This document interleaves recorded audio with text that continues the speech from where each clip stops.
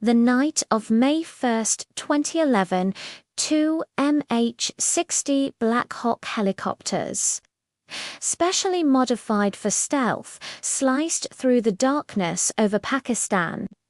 Their destination, a high-walled compound in the city of Abbottabad.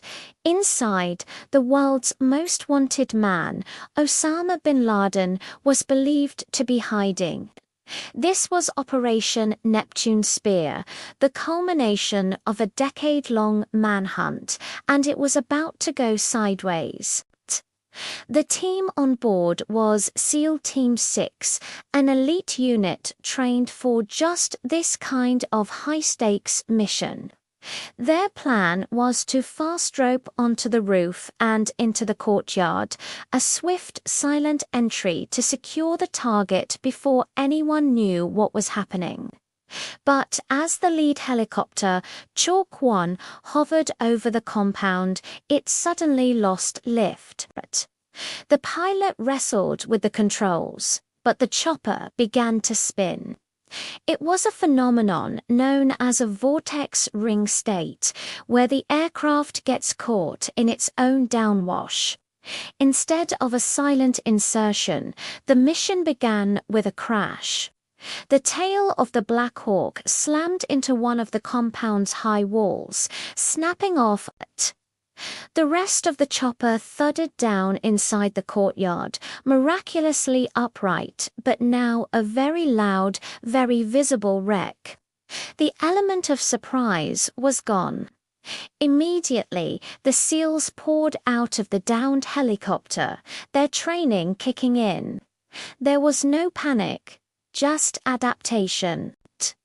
The team from the second helicopter, Chalk 2, which landed safely outside, now had to breach the outer walls to join the fight. Inside the compound, the SEALs began a methodical room-by-room sweep. The main building was a 3-story structure, a fortress designed for defense. They moved up the dark stairwells, encountering resistance along the way. Bin Laden's couriers and family members, some armed, confronted the operators. Brief, intense firefights erupted in the narrow hallways. Every corner turned was a potential ambush. The team cleared the first and second floors, finally reaching the top level. There, in a bedroom, they found him, Osama bin Laden. The engagement was over in seconds. The most wanted terrorist in history had been found. But their mission was far from over.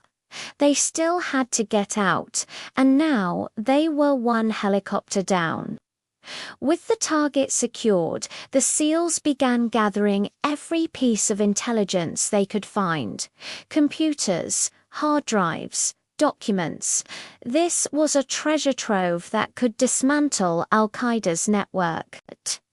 As they worked, a crowd of curious locals was gathering outside the walls, drawn by the sound of the crash and the gunfire. The clock was ticking. The SEALs knew they couldn't leave the wreckage of their top-secret stealth helicopter behind for the world to analyze. So, they rigged it with explosives.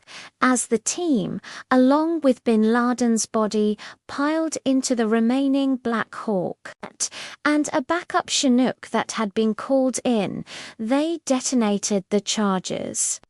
The compound lit up in a massive fireball, destroying the classified technology.